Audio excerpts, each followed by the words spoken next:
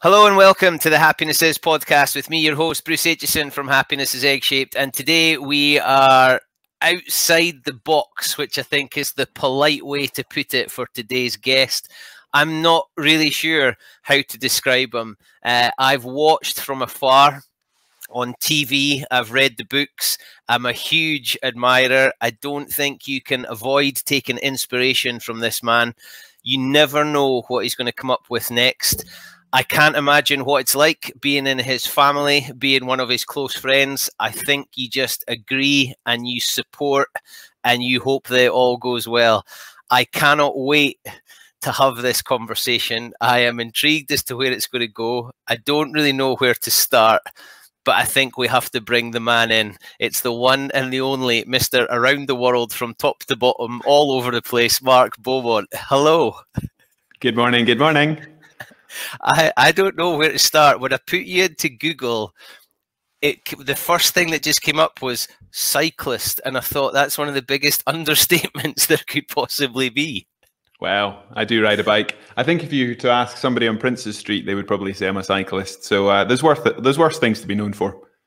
And cycling was a love from very, very early on. Is it the freedom of being on the bike and the open road?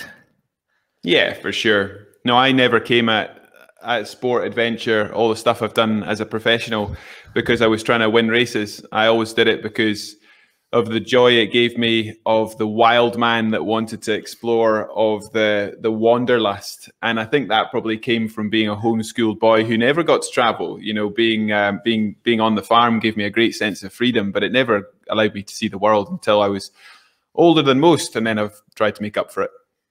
And being homeschooled and then going to school, how did you find that? Were you able to build relationships easily? Were you able to find kindred spirits in cycling and the interest that you had from being in homeschool?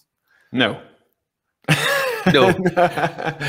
I went to, I mean, I know you normally talk to, well, you talk to all sorts of people, Bruce, but you talk to a lot of rugby pals. So I was the same year at Dundee High School as Dickel, Alistair Dickinson, Stephen Gordon, and some other really good players from that era. And I was not in that crowd. I mean, you know, happy to be friends with these lads, but when I started, I was this homeschooled, really quiet, sort of socially inept kid who, you know, can you imagine?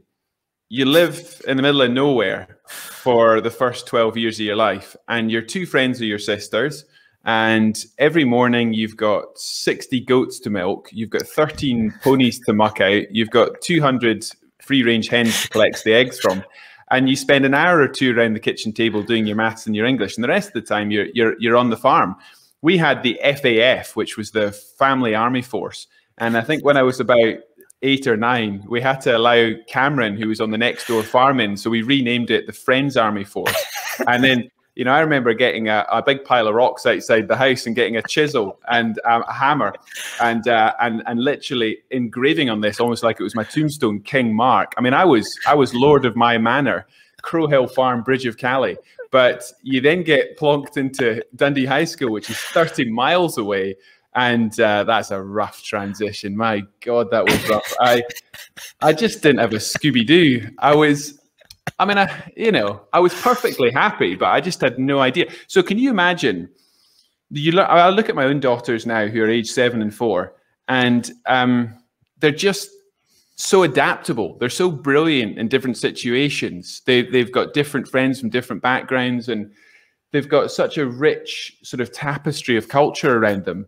Whereas when you spend the first 12 years of your life in John Deere overalls and Wellington boots, and you know, I turned up at high school, everyone else had like cat shoes or kickers, and I had like brown hush puppies. Everyone had like rucksacks, and I had a briefcase. Everyone had a center parting, and I had a side parting. I mean, I just stuck out. And so so, I mean, I look back very fondly, but I had a bit of a rough ride at the start of high school.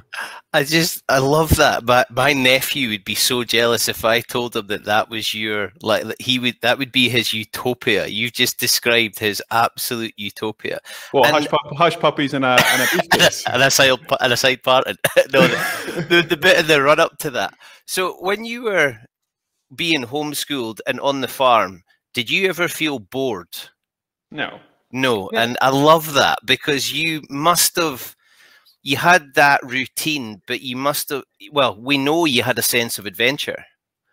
I think what homeschooling gave me, and you've only got a reference point for this when you grow up, and I now live in Edinburgh in a city, and it's a very different lifestyle. I had incredible freedom. I spent a huge amount of time on my own or with my sisters. I didn't go to any sports clubs, so I wasn't being coached in a traditional sense. I was a much better rider, like pony riding, horse riding, until I was sort of 14, 15. That was my main sport because my mum was, that was her passion, her love still is. And my dad was a dairyman. He went to agricultural college, worked in a dairy as an assistant, and eventually, when we came around, he got his own farm, and we had a goat dairy, and we worked. We absolutely grafted on the farm. So there was always chores to be done, but it wasn't like child labor. It was just a farm to run. And when you're of that mindset, and keep in mind this is the late 80s, early 90s, and my parents tried to make a go of organics before that was sort of mainstream or in, and it was on a pretty small scale. It was 60 acres. So I'm not sure how viable it was as a business, but it was a swallows and Amazon's existence. It was which is probably a reference that's lost on the younger viewers, but it was wonderful. And put it this way, we didn't really watch telly. We had a telly, but it was rarely put on. Maybe David Attenborough at the weekend, but that was about it. And a bit of Blue Peter, but nothing. So my wife always takes the mick out of me for like not having all those cultural references that other 30 and 40-year-olds have. Are you rubbish at a pub quiz? Oh, shocking. Absolutely shocking. Well, apart from geography, I can do geography. Oh, yeah, I'll bet. But all that sort of nostalgia stuff, I just didn't live a quote unquote normal existence in that period of my life. But I can make my own shoes out of rabbit skins. I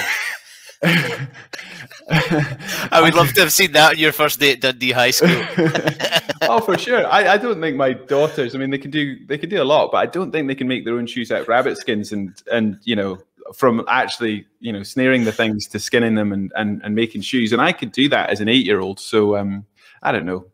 But you also mustn't have had any sort of jealousy because there wasn't internet and social media, so you weren't seeing what other people were doing. So I suppose that was your normal. I wasn't seeing anything. The big event twice a year was when my grandfather came up from Coventry and took us to Bridge of Cally Hotel for lunch. And that was 2 miles away. So no, I mean, that was a big deal. On Saturday mornings, eventually I went down to Alyth to go to art class in the morning because I loved my art. So, I did a few things.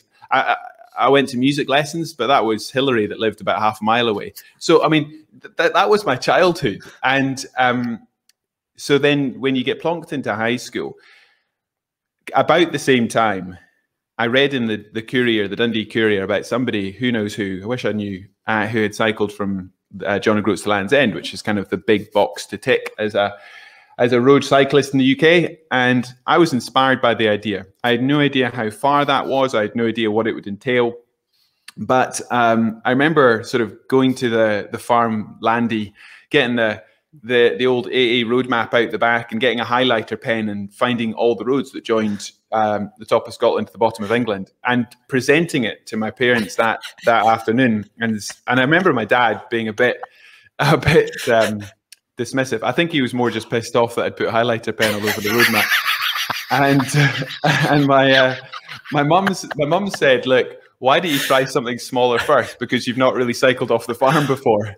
And so it was a good point because it was a mile-long farm track to get to the road, and I'd never really, cycled off the farm. And so I think I was 11 at the time. And so we ended up. So she didn't say no. All credit to her. She didn't say no, because if she'd said no, I probably would have long forgotten I'd ever had that idea. But what I did instead was I recruited another neighbour, and we cycled across Scotland. So Dundee to Oban. It took 3 days, about 45 miles a day. local bike shop in Pitlochry lent us some mountain bikes. And it wasn't just the ride that I loved, although that was great fun, wonderful at the age of 12, cycling across Scotland. But it was the going door to door in my local towns, fundraising for some local charities. The whole planning phase I quite enjoyed. And it was just, and then afterwards, getting to present some charity checks, getting my name in the paper. I mean, you can imagine, because I didn't have any of that sort of, normal social connections. This was just something which I was so proud about and so passionate about, and I got so much out of the whole project, not just the sport of it. And that just gave me the quiet confidence to then go and do something a bit bigger and a bit bigger and a bit bigger. But you've also got to put it into the wider context of going to school and having a rough time. So, you get plonked into a school with 1,200 kids, where if you can't play rugby, then you're not in the crowd sort of thing. Aye. So if you're shocking at football on the playground at break and you're shocking at rugby in games, then what do? Well, I was that weird kid that rode ponies and went skiing and especially the riding ponies bit. I was such a passionate horse rider, and that wasn't cool. So I don't know, there was something about cycling which gave me a bit of an identity and a freedom. And it wasn't something I talked about much at school, but it was just something I was good at when I didn't really feel like I could find my thing at school. Also, keep in mind, if you've only ever done school around the kitchen table, to then go into a classroom between 8:30 and 4 or whatever was quite boring, really boring. I was used to, when I'd finished half an hour of maths, I'd go and chuck some hay bales around, or go and catch a rabbit. So it was, or ride my pony. It was a bit weird, like sitting there and having to do chemistry for an hour and a half. Yeah, I can imagine. I love how that's what's weird, when that's everybody else's normal, but that's your weird. People cycle now, or a lot of people cycle now, for fitness or for exercise, because we're told that's what you're supposed to do. You're supposed to exercise and be fit. It doesn't sound like that was ever on your agenda. No, I think performance and record-breaking stuff came to me much later. I've always been known for these firsts and fastest, but if you look back to the early trips, it was the sheer want to explore. I mean, it's absolutely about that fine balance of exploration and travel, and also human performance, the physiology and the psychology. I mean, I'm fascinated in that. The grit, the resolve. Where just figuring out your personal best. I think the thing that scares me more than anything else in a planet of over 7 billion people is just being average. And that's not an ego sentence. That's I don't want to just exist. It scares the hell out of me. And I want each period of time to matter, and I want to create an impact with the people I care about. My family and my friends and my community. And for me, I get scared if I do nothing, and I don't know how to better describe it than that. It's not a case of wanting fame for it particularly, although I really, really enjoy having a platform to be able to share stories and hopefully inspire people to push themselves. But that's not the fundamental reason. I would do this if nobody was watching, because the idea of not figuring out what I can do, not pushing myself, is something that scares me, and I struggle to find a better way of describing it than that. So your question, Bruce, about like fitness, we live in a world these days where we're inside 90% of the time. Some people way more than 90% of the time. And we sit in our arses most of our lives. We're either in our cars or behind our desks. It's not what we're meant to do as human beings. And so this idea of compartmentalizing fitness as something you do to, so you sit on your turbo trainer or go on a treadmill, that might hit the functionality of getting your heart rate up and strengthening your muscles a bit, but it doesn't feed the soul. It doesn't give you memories. It doesn't do the stuff that puts a big fat smile on your face. And, I do difficult things because I've got a child inside me that wants to just have mischief. And, people often say to me, why do you climb Munros in the middle of the night? You're meant to climb mountains because of the views. And I'm like, because it's exciting. Nobody puts a gate up when they switch the lights off. Just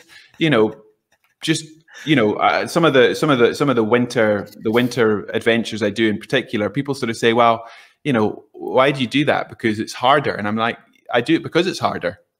I do it because, and when I'm on those adventures, it's not about my heart rate or my, I don't go, oh, I've done my 10,000 steps. There we go. Now, there's nothing wrong with that. As a baseline, that's fine. And and if you care about looking after your health insurance policy and stuff, fine. Those things are all fine. So I'm not poo-pooing any of that culture.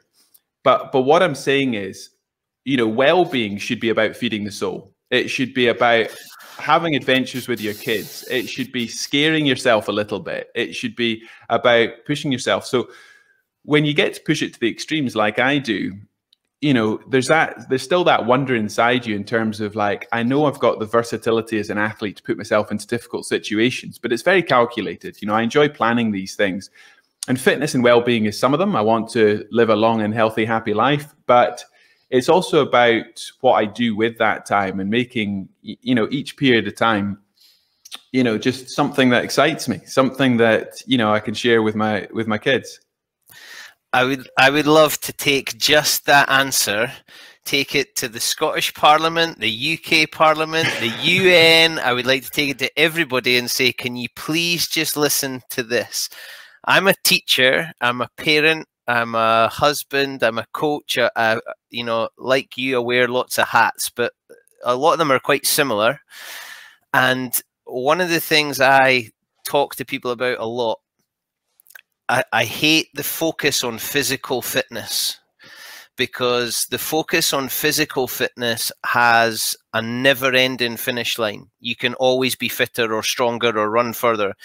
If the focus was more on some of the things you mentioned there, I've written things down like making memories and feeds the soul.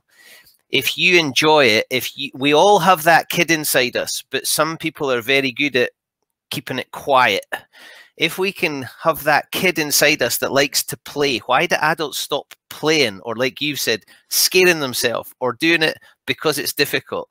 When was the last time adults climbed a tree? Why wouldn't you climb a tree? It was the most amazing thing when you were a kid. And the side effect of feeding the soul would be physical well-being and physical fitness if we dealt with the mental and emotional and feeding the soul. Is that something that you speak to people about consciously, or do you just get it across with your passion and enthusiasm? Yeah, I think it's something I've spoken more and more about. So I'm 38, and I maybe spent the first 15 years of my career just pushing myself and trying to tell good stories and make documentaries and write books. And it was very much about my team and our performance and what we were trying to do. And there was an evolution within that from proper wild man expeditions, unsupported, through to fully supported, where the stuff I've done in recent years is not just pipped records, but completely redefined the art of the possible, completely shifted the dial. And I'm incredibly proud of that and what we've pulled off. But in the last couple of years, I've become more aware of that platform and that ability to put out good information that helps other people, as opposed to just, inspiration is quite transitory. I can jump into an event and, tell my stories and hopefully it'll make people smile and I can show some pretty pictures, but it doesn't really inform behaviors. And for me, I've put a conscious effort now and into the future on how do I actually sort of share that toolkit of information around, the planning, the nutrition, the physical prep, whatever else it is. And I think my story is quite relatable. I've not been somebody who was being groomed as an Olympian from the age of 4. I was a homeschooled kid who fell into adventure, loved other sports first, and then transitioned into cycling. I was a professional skier. I was a very good horse rider, and then I found cycling and other endurance sports. So I think my journey, okay, I've taken it to the extreme, is quite relatable. and I've put good people around me. I think that's important. You know, I've got the love and support of my wife, my mum, my family as well, which is something I talk about a lot. But it's only in recent years I've thought, well, how can I use the story I've got since I was a 12-year-old kid to help? And I don't think it's always the specifics, because what I do might not work for other people. People always say to me, oh, what saddle do you use? And I'm like, well, don't use my saddle. It works for me. It won't work for you. But I think what I can do, if you boil it down, is give people a quiet confidence. It's not an ego. It's a quiet confidence to push their abilities. And as I said, inspiration is quite transitory, whereas what really pays off is the fact that we're creatures of habit. We're all creatures of habit. And it's always easier to do less than more. And the more that you can build into your routine, you know, the more enjoyment you'll get out of these things. So the hard work element, like making habits out of stuff which are going to make you, you know, make these positive memories is something. There's something I always try and say to people, because people get in touch with me every single day with their big ideas, you know, and I get some amazing stuff pitched to me. And I always say two things. I say, shoot for the stars, but learn your trade. So you can't just fall out of bed and climb Everest. You can't just fall out of bed and ride around the world. So if you want to climb Everest or cycle around the world, do it, but learn your trade. And in the Instagram world, to know yourself well enough to be able to do these things rationally, people often put it back on me and say, would you let your kids do what you've done? And I say exactly the same thing. I say, well, they're not going to fall out of school at the age of 16, 17, 18 and be completely on their own without any toolkit to take on the world and go, I've got an idea, and then fail at it. Now, they might fail along the way, but what's going to happen is we're going to have so many shared experiences over the next 10, 15 years that by the time they are big enough and bad enough to have these big, audacious dreams of their own, whatever they might be, they don't have to be in sport, they could be anything. It's not about me as a parent worrying or wondering, because I know that they'll have that quiet confidence to back themselves to do these things. And I think that's really, really important. I never worry about people sort of taking on their biggest dreams. I do worry about them just looking at the outcome, like the results, and trying to replicate that without understanding what people say to me all the time. Mark, I'd love to do what you do. And I always say to them, I think you like the idea of what I do. Yeah. I think you like the edited telly program. And yeah, that's not an ego statement, but you know, the Round the World in 80 Days was 1,200 hours of time trialing. 1,200 hours on your own, in your own head, time trialing. You don't get more than 5 hours sleep for 2.5 months. You're on the bike for 16 hours every single day. Now, you know, you might like the Guinness World Record on the wall, but do you actually want to do that without 25 years of experience to build up to it? So I think that's the honesty in it. And that's, you're absolutely right. Especially when you watch the program, because although they show the tough moments, they're over in 90 seconds, and I'm not the one experiencing it. You're the one who had the build up to that little clip that you've shown, and then it seems like you just got back on the bike and everything was okay again, but we've not seen the lag. So I think you're absolutely right. The bit I love about the cycling across Scotland, and you love the planning bit to that. Now, I didn't realize that there was a charity element to that very early stage. So what was the drive? Was it the cycle across Scotland, or was it just a mixture of all those bits? I definitely wanted to just go on an adventure. My mum in particular has always, you know, supported, even though neither of my parents come from an athletic background. Well, I guess my mum was passionate about horse riding, but never really competitively. The charity community element, I never really stopped to think about it, to be honest. It came out of the family interests. So the charities for that very first cycle when I was 12 was the ILPH, was the International League for the Protection of Horses. So I cycled across Scotland and then bought a horse trailer for rescue ponies. I remember as a 12-year-old handing over a horse trailer to this. It was really funny. It had my name on it, which was great. I couldn't tow it. I couldn't drive it. But and then a charity check to the Save the Children. I wanted to have a local charity and a national charity, an international charity, I should say. And I actually, now you've asked a good question there, because I've never really thought about it. I've always tried to have a local and an international. So I always think of spheres of influence. My spheres of influence are family, community, work. Those are the things I care about. So it's just about allocating time.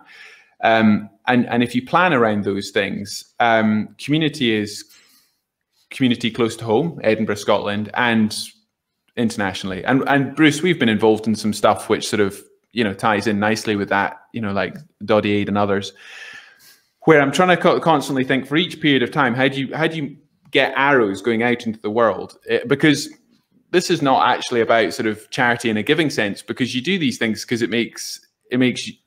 it's hugely fulfilling to yourself. When you're a kid, you like get given presents, but actually as an adult, it's much nicer to give a present than to receive a present. And there's something in the psychology of that, which I think is about mental health and happiness.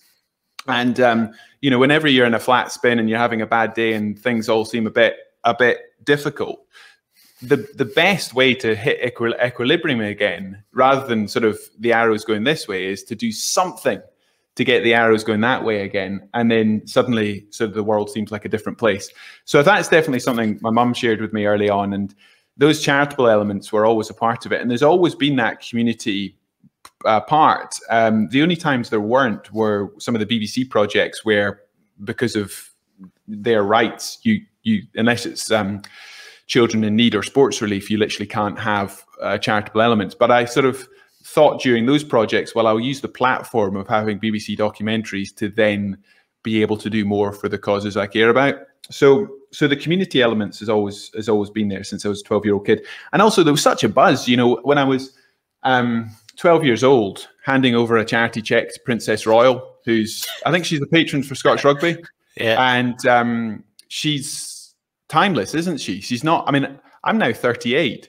I've met her half a dozen times. She has not changed since I was a 12-year-old kid. She is a phenomenal person, and she is such a grafter. And every time I meet her, she's just such a consummate professional. Say what you will about the Royals, but that level of professionalism and community support is just amazing. And I remember meeting her when I was a 12-year-old kid, and she was just so interested. And I was blown away. It's amazing. Now, you then did John O'Groats to Land's End. Were you 15? Were you really 15 when you did that? Yeah, so that was my first solo ride. So I went from top to bottom, and 1,000 miles, John O'Groats, Land's End, and took a couple of weeks. I had mum and dad in the Peugeot 405 estate. Do you remember that thing? It was. I was going to ask what your support team was for that at 15. Yeah. No, it was. I was quite into the Tour de France at that time, so I was. Any cyclist listening to this, my hero at that time was Mario Cipollini, the Italian rider. He used to ride with no helmet on. Often in training, you'd not wear a shirt, jersey, just bare chested, and this long lock of hair. He's like a lion. He was like a demigod. And anyway, he rode for a team called Seiko Estro with this bright red jersey when he wore a jersey. And so I in homage, when I was 15, I rode John O'Groats to Land's End in my Seiko racing kit, and it was great. I absolutely loved that journey. It was a nightmare as well. A lot went right, a lot went wrong, but it was such a formative experience. And I think by that age, 15, I was just starting to find my feet at school. I'd built a good group of mates, and it was definitely something which you can start to see. I was quite good at school. My passion, my thing I'd loved most was art, but because I was academically doing well, my teachers pushed me into subjects where I could go to university. So if I'd had my way, I would have gone to art school and done something creative. And then second half of high school, that big expedition, and then other stuff I was doing around the time, especially around skiing, because that was my main sport at the time. I had these two paths going on. I was quite academic, and I was being pushed into a career, but I had this adventure bug, this wanderlust, this want to go and explore. So again, thankfully, my parents gave me a bit of freedom, and when I left school, I went and I was a ski instructor by that point. I lived in Italy and lived in France, worked on farms, cycled home, crisscrossed Europe on a bicycle. Came back to Glasgow Uni, had 4 fantastic years there. The wonderful thing about university and post-school is you do get to sort of hit reset. You're no longer defined by that peer group that saw you as a homeschooled kid. And then at the end, so fast forwards to 21, 22, that's when the real crossroads came. That was, okay, I'm still really being fast-tracked into a finance career because, I'd aced it through school. I did all right at university, but I spent way too much time in the union. And I spent most of my time running the sports association. So my passion was GUSA, Glasgow University Sports Association. And, I helped run that for a number of years. And this crossroads came on, and the best thing I ever did was went to America for an internship. I got sent over to Boston for a summer, and I got taken out of that peer group because everyone at that point is doing the milk round, is talking about which accountancy firm they're going to go and work for. And, I was in a class of 300 at university, and basically everyone was talking about 4 jobs out there. And they were all the same graduate. And there's nothing wrong with that. But I just didn't have any context to what else you could do. And I remember going to Boston for a summer, working in a big insurance company over there.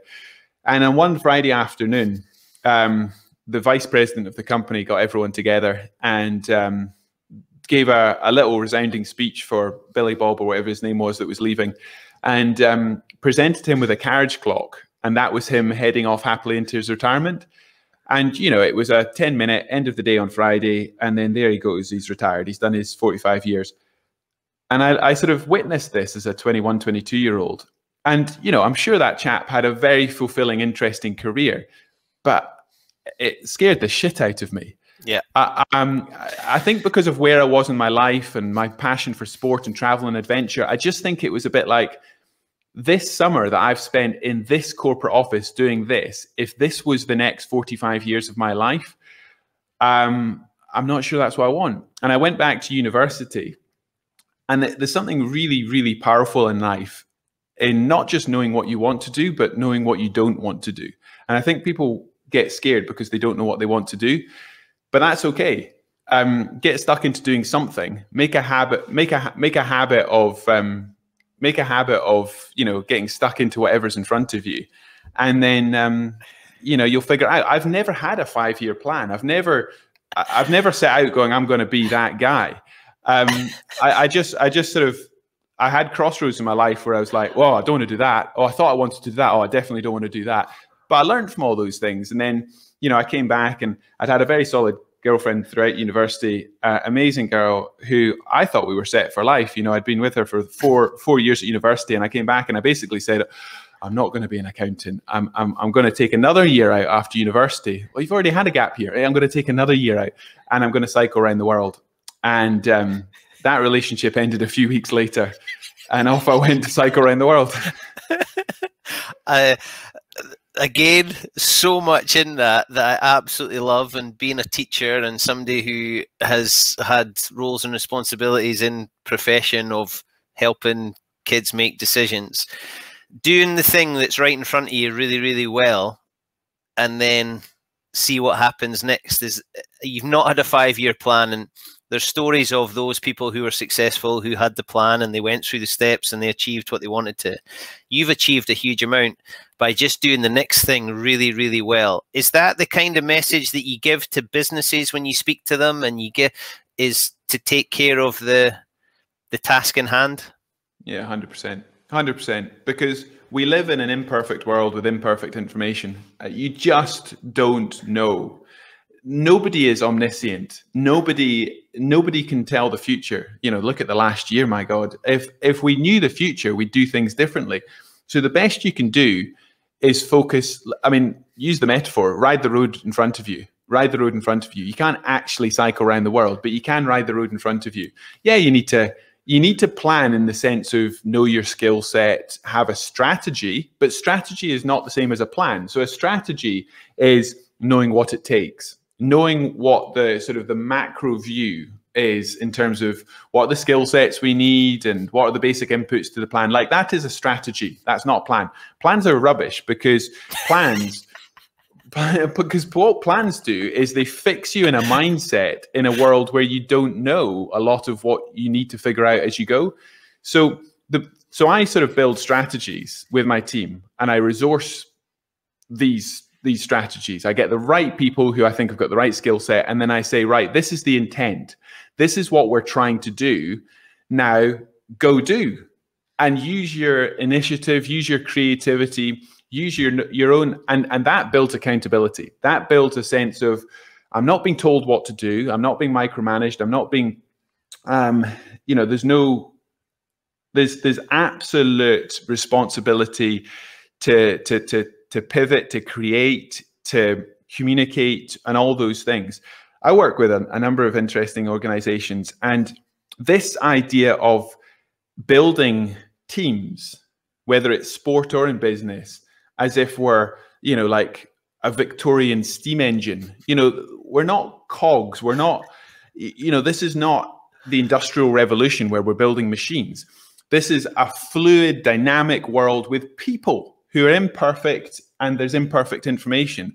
So have a strategy, have an intention, and then go do. And what you end up creating is a lot more trust and a lot more urgency. And you cut all that faff and noise and nonsense that comes with a lot of organizations. I've got just a ridiculous smile on my face because every answer you're giving is just knocking me off my feet here, because I would love you to speak to parents, because parents quite often want a plan and they want their kids to know that that's where you're going. Now in schools, and I have to be very careful with what I say here, a lot of what we learn in school is irrelevant. It's a bit like that misinformation you're talking about. The bit that we learn is some of the things you've mentioned there: communication, trust, go do your job, so take responsibility. It's those skills rather than knowledge that are important. There's no way you could have predicted at 12 going to Dundee High in your briefcase, side parting and hush puppies that you'd be sitting where you are just now, having done the things you've done. It's an impossible plan, and you couldn't have seen that in the future. But you've found passions, and you've been supported, and you've no doubt made mistakes, although we don't see many of them on the TV or read about them in the books. But you've made mistakes, and you've then been able to achieve, and people have bought into you because you've bought into yourself. And is there anything along the way where you've thought, actually, it's time to settle down, or it's time to fit in a box? Have you ever had those dark moments? Yeah, we're all human, and we're all sort of riddled with the same insecurities. It's impossible to not be aware and influenced by your peer group, by your community. And so even moving from the countryside into Edinburgh and then having more reference points for what people's careers are, I'm constantly aware and constantly talking to my wife about trying to keep that independence of mind. And, it's very, very hard. Nobody is an island. We're all wonderfully interconnected, and there's all that important stuff about, you're the average of the 5 people you spend most time with, and all that good stuff. But also the wider influences on your life are impossible to fathom. We don't understand our own brains well enough to really understand our own influences. And it's not just about influences in terms of those triggers and reference points for success or whatever we're talking about. We could be talking about our emotions. We could be talking about our nutrition. We're only just starting to understand, the microbiome and what our gut does and how that affects our psychology. And, we're living in very interesting times. So to suggest we're in charge we're in control of our own, destiny, and we're completely sort of predictable, driven, and rational beings is clearly nonsense. Whereas what we are is we're creatures of habit who get knocked between pillar and post, make incredibly emotional decisions all the time based on the last meal we've had and how well hydrated we are. And it's just worth remembering that, because otherwise you end up sort of putting yourself on a pedestal and thinking, I mean, it's human nature to justify your own decisions. We'd go nuts if we couldn't live with ourselves. So I think that's also worth remembering as well. So you never do better than what you set out to do. And you always rationalize your results, even if they're mistakes. You somehow build a framework around it so you can live with that. So you might learn from it, but you also contextualize it in a way that makes sense to you. So that's really interesting conversation with young people, and to be fair, all people, because it's not objective. That sort of subjectivity about our own. How you remember this conversation, Bruce, will be different than the way I remember it. And I hope they're both positive, Mark. No, but I'm getting at, and then somebody listening to it will have a third opinion on how it went. Somebody went, "Oh, that was a shocker! What a waste of an hour." Whereas somebody else went, "My God, that really reminded me of some stuff that I'd long forgotten, and made sense in my world." So we don't live in a world of absolutes. And I think it's really, really worth remembering that nothing is binary. We all sort of justify where we end up. And your original question about sort of influence and have I had moments in my life where I thought, oh, I need to conform, or whatever that means. I don't feel like I've lived the life of a rebel. I'm not an adrenaline junkie. I've had big ideas, and I feel like I've had a life of startups. I've had to build finance, build teams, get people to buy into some big audacious dream, and then I've done it, and then I've created the next one. But there's definitely moments in my career where I've thought, oh, I thought I was going to do that and I'm not. And again, referring back to everything I've talked about in the last 5 minutes, I've justified it for right or wrong. Let me give you an example. I cycled around the world the first time when I was 2007, 2008. Took half a year, 100 miles a day. And what really bugged me when I came back from cycling around the world was it didn't feel like I'd cycled all the way around the world, because I'd only done the 18,000 miles on the land. And to do a full circumnavigation, the equator is 24,901 miles. So you've got to do the oceans as well. So I then said to the BBC, oh, I'm going to now go and row the oceans so I can join the dots and do a full circumnavigation. That was my motivation. And the BBC said, we've got no interest in filming you rowing the oceans, because that's very, very boring. And I sort of went, well, what do you mean? And they said, well, even though you think cycling around the world is about your record, it's actually about the cultures, the people, the places. And it's as much about what happens off the bike as on the bike. Whereas when you're rowing an ocean, it's all about that. It's all about the psychology. I mean, looking that way, it's big waves and little waves. So I said, okay, fine, but I'm off to do it anyway, because I'm not doing this for telly. I'm doing it because it's what I want to do. And they said, fine. So I went off to try and do that. And we trained for the North Atlantic crossing from Falmouth to New York. And then there was an accident with the boat, and that expedition was cancelled. So I phoned up the BBC and I said, oh, my plans, this was the year after the world first time around. My plans for the Atlantic are out the window for the year. And they said, great, would you please get back on your bike? Which is what they'd been asking me to do all along. So 10 weeks later, I was in Alaska, starting a 9-month expedition down to Tierra del Fuego. So that America's expedition, which became a big BBC One documentary series, was not my plan. And I was still committed to this full circumnavigation. So as soon as that was over, 9 months later, I got back to trying to figure out how to join the dots and cross the oceans. And I went on to row through the high Arctic and tried to row across the Atlantic and break the Africa to Caribbean record. And then 28 days in, had a capsize and spent 14 hours in my boxer shorts trying to get rescued.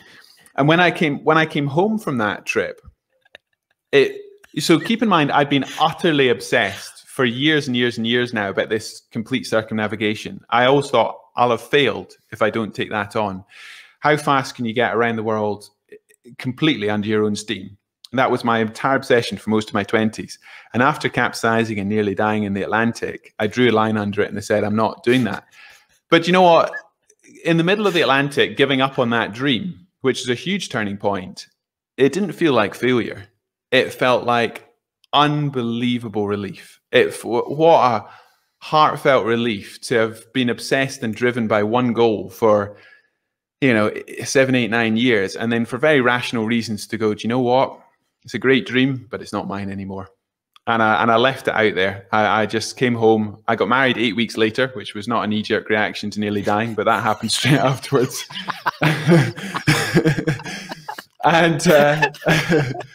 And I've been playing it safe ever since. No, that's not true. When did you stop being Mark Beaumont, who likes to go and do stuff, to Mark Beaumont, the business and the employer, and who other people rely on for what's going on, and almost become a business? That's a hard question. I made a lot of mistakes in my 20s, my early 20s, I would say, in business, because I went from pulling pints in a bar in Glasgow, earning minimum wage for years, to then going around the world, getting a BBC documentary, and then immediately getting offered a book deal, talk tours, the rest of it. I mean, it was just mind-blowing. And I'm not saying it's always been an easy ride, but I got thrown into the limelight very quickly after that success. And, do you remember those old orange mobile phone adverts that used to be on the cinema? When those guys, I mean, I can tell you this because it's ancient history now. When those guys, I don't think they exist anymore. When those guys got in touch, I was like 23 years old and I just signed a book deal. Now, keep in mind, the only job you've ever had, apart from being a ski instructor, was pulling pints in a bar at like £4.50 an hour. And then Orange Mobile Phone get in touch and say, can we do a cinema advert with you? And we're going to pay you 20 grand. And I was like, how many days work's that? And they were like, 1.5. And I was like, So I said, make it 40. I said, make it 40 and I'll do it. And they said, fine. And I was like, oh, okay. That sounds like you're a pretty good businessman. And so it was funny because I went on my first date with Nikki, my wife, and I honestly didn't plan this, but I went into the cinema at the top of Leith Walk, sat down, and the second advert on was my Orange Mobile Phone advert. And Nikki's not impressed by those sorts of things. She was just like, you idiot. But I got thrown into like quite a lot of success in my first couple of years, but then made a lot of mistakes, tax planning, business planning. I was just a bit of a mess for the first 18 months, 2 years, but that's because it all happened a bit fast. And then I was back out on expedition for, the best part of a year, and a lot of stuff happened in my early mid-20s. But I had some very good sponsors, the likes of Artemis and LDC, and I learned a lot from those businesses. I got brought into the businesses doing origination for deals. I was always very interested in finance, and I also felt like all the projects I was doing were kind of startups in themselves. I said before, I was always fundraising and trying to build partnerships and networks. And there's a lot of athletes that never get to do that side of it because it's sort of given to them in a club structure.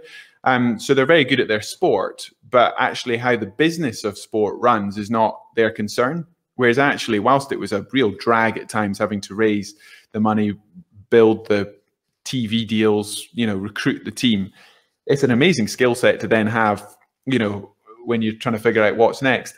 And, as the years have gone on, I've got to work with some really interesting businesses, and I've now got a small portfolio of non-exec roles. And I'm normally advising on early stage, fast growth businesses and just trying to cut the noise, build the intensity, build the cadence. And I've got, I'm also now a partner in an early stage investment fund, and we're backing Scottish innovation. So science, engineering, and technology, but only businesses that are trying to tackle some of the big challenges. So food and water security, healthcare, climate change, the world's oceans, trying to figure out the big questions of the day. And Scotland is such a hotbed for innovation, and it always has been. But there's not always the capital to support these ideas. And it's not just about money, although you need to be able to sort out the funding. It's about actually, how do you make connections for these businesses into global markets? Because I think Scotland's got such an important part to play, as it always has. But this is not where the market is. We're a tiny country stuck out here in the North Atlantic, and making these businesses global and relevant, and something I've been furiously ambitious in the last 15, 20 years. And I plan for the next 15, 20 years to be equally furiously and ambitious. But I don't want to be just a guy on the circuit singing for my supper, talking about how I once cycled around the world twice. I want to go out there and have something I can share with my kids and say, look, I've helped build an ecosystem of businesses that are making the world a better place. That would be worth working for and getting up early for. So yeah, I think it's the same process. It's absolutely stunning, Mark. Absolutely stunning. It doesn't take long on a Google search or on your own website to look at, alongside that business stuff, Rector of Dundee Uni, honorary doctor, your patron, your ambassador, your president of a whole raft of stuff. How do people get their, I'm stealing an hour and a bit of your time. How do people get their little bit of Mark Beaumont, and you've still got time to be a dad and a husband and a son and go for a pint yourself? How do you have more than 24 hours in your day? How does this work? I can't wait till when we can go back to having a pint. That will be something we can all look forward to. Life's busy, but in simple terms, I'm still an athlete and a broadcaster, but it's probably 10% of my life. 20% of my time is given to these non-exec roles, advisory roles, businesses that really, really excite me and are really interesting. And then a good chunk of my time is given to this, to EOS Advisory, which is the early stage investing. I'm really, I'm a proud Scot, even though I was born in Swindon, but don't tell anyone. I think I was born in the same hospital as Jim Hamilton, but about 4 days later. We're both from Swindon, but we don't talk about it. Yeah. So, like, in terms of my time, and this is the honest truth, I've had to get very good at saying no, and I'm being honest here. I love when people say, "Oh, just get in touch, drop me an email, I'll say yes." The yes tribe and this idea of always saying yes to people. You've got to be focused on what you want to create impact in. You've got to be focused on the stuff which is really going to shift the dial.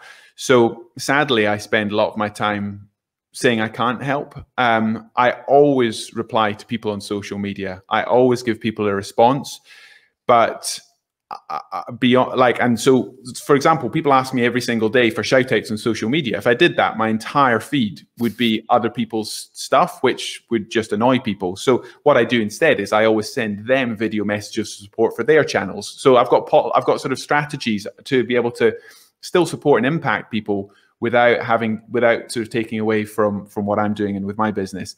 But when people then say, look, can I have more of your time, or have a call, or have a follow-up?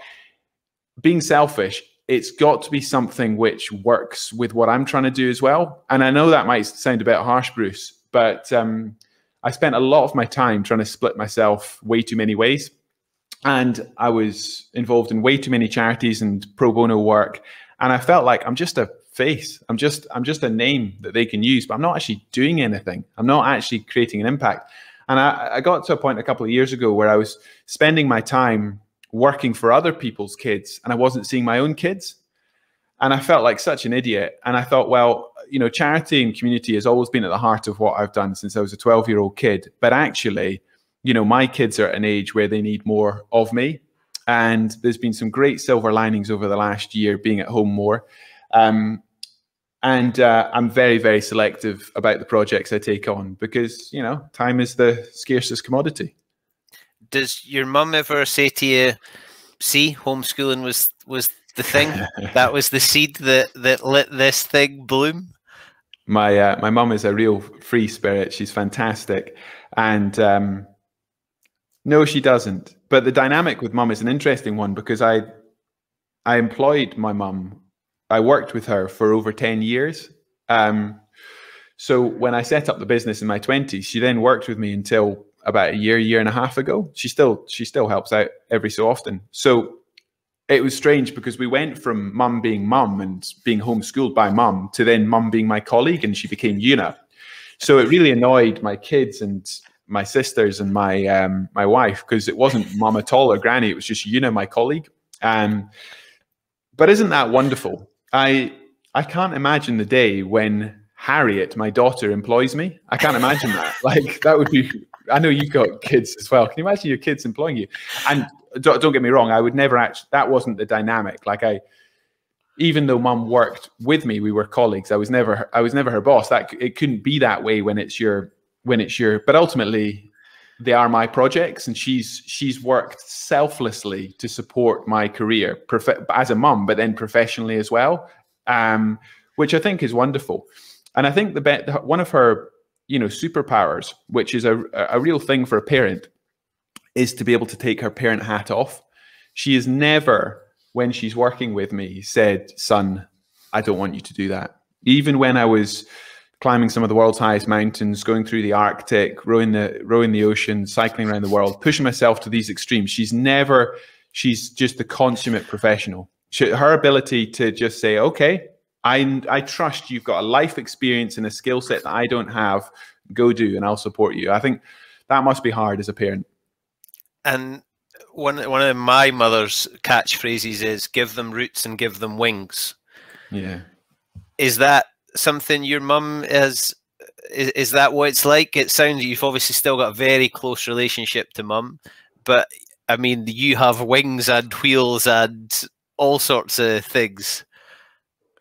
It's funny because mum's never pushed me into anything. So it's not like she ever sort of, took me to a club and said, "Right, this is your path and you need to learn some manners." It was just complete freedom. And life on the farm as a kid, it was pretty unstructured. So she's always, I think her superpower, your mum was like, "Give them roots and give them wings," is just not to say no. She's sort of gently guided my ambitions, like saying, "Well, you're 11, 12, maybe you shouldn't do 1,000 miles yet." But she's always sort of, I think that's really important. The acorns of ideas that I had as a kid, if they had been squashed by my parents, then I wouldn't be here as a 38-year-old, having led the life I've led. So it's not like my mum planned any of this. She didn't have any interest in expeditions or cycling or record breaking. That's not her background at all. But she's one horizon. Once you achieve at something or take on something, then you can see what the next horizon looks like. And life is too long and I think that idea of being able to support your kids into what they're going to become, it goes back to the point you were making half an hour ago, Bruce, about just get furiously busy about what's in front of you. Just make a success of what you're doing. And I think people often get hung up on that sort of, I always joke about the doorstep mile, like how hard it is to get started at stuff. Like once you're doing and you've committed to it, it's okay. But it's the getting started that's the hard thing. So I think my mum, and maybe it was the work ethic on the farm, was very, very good at sort of just getting us started on stuff. It's very hard to get out of bed in the morning. But once you're in a habit of going, well, it's not an emotional decision. I have to do it because, what it gives me. So I've got a busy day today and I moved house on Monday. So I knew I couldn't fit my I've got busy work and stuff, but I've still got to train 15 hours a week because otherwise I won't be on my A game when I, have the big events. So I knew the only time I could train today was from 5:15 to 7:15 because I'm speaking to you at 8:30 and then I'm off for a photo shoot with the police. That's a different story. Just turn to the side, please, Mr. Beaumont. And so, when I finished unpacking boxes at 11 o'clock last night, did I want to get up at 5 o'clock this morning and sit on the turbo for 2 hours? Of course I didn't. But, you know, it's now 9:30. You know, I'm ready for a coffee for sure. But it's given me a sense of purpose and meaning to the day, as opposed to the regret and the anxiety of now thinking, how am I going to do that? Well, I knew I couldn't do it any other way. And I think if you've got that process about all of your life, you don't run around feeling like you're trying to, you know, catch your own tail and catch up on life. I love that, and I think it's a show for another day. I'm intrigued as to how conscious your mum was, but maybe I need to get her on here to ask about the language she used, because we can crush those acorns that you mentioned very easily without being conscious of it.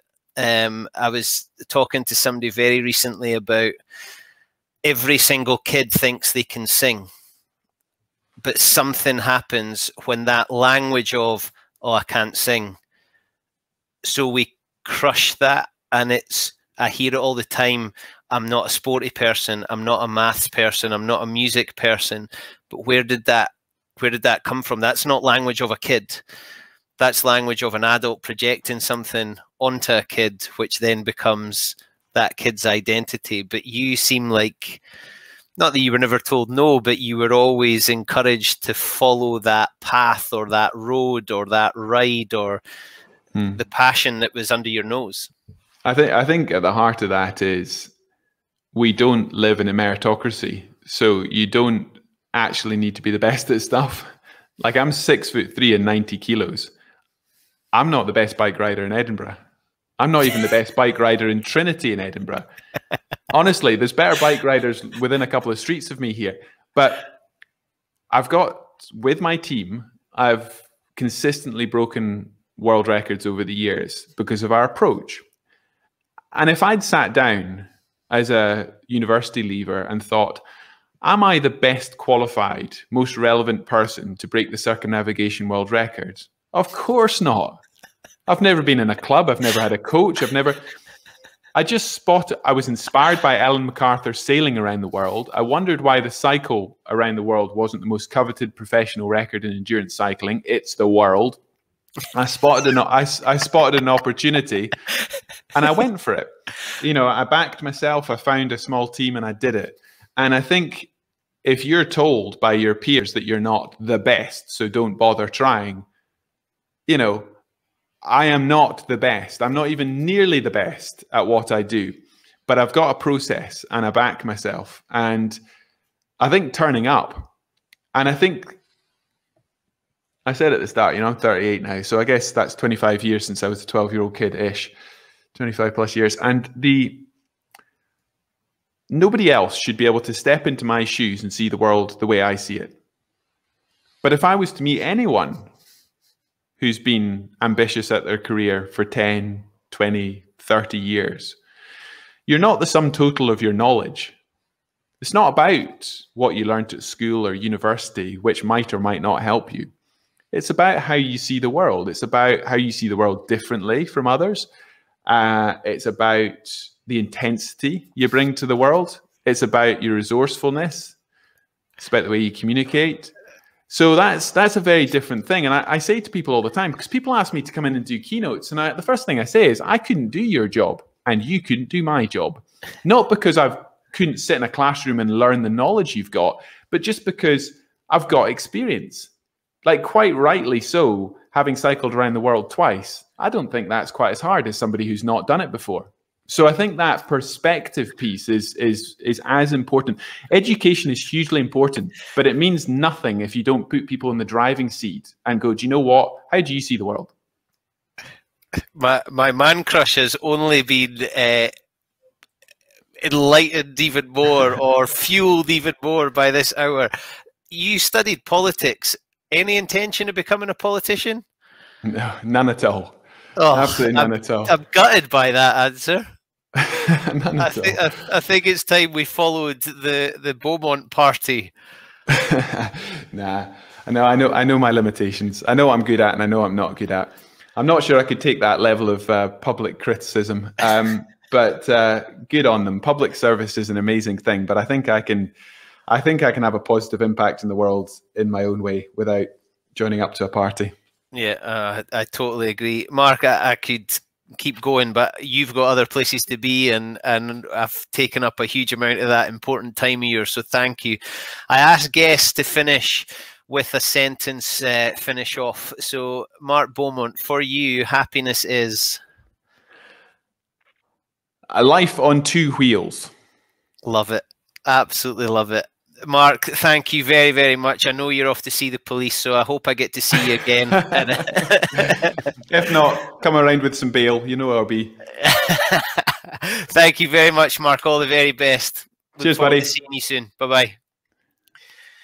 I have a big silly grin on my face because that was a magnificent hour to spend in the company of greatness. That is just joy. So many messages, and that was never the purpose of this podcast, to give messages. Each guest has been unique, and Mark Beaumont has been unique, and he has delivered messages, I think, without even trying. It's just his perspective, and we come back again, build relationships, share experiences, and make memories. And those are bits of language he used, but so much goodness in there. And I think my mum will be happy with that, because she got a mention and it wasn't about me laughing too much and not being able to hear what the guest is saying. If you've enjoyed this, please go to Apple, Spotify, or Acast. Please subscribe, leave us a review if you've enjoyed it. And if you didn't, remember, if you've got nothing nice to say, then it's better to say nothing at all. I have absolutely loved it, and I look forward to speaking to you again with another guest. My name is Bruce Aitchison from the Happiness Is podcast, and my happiness is egg-shaped.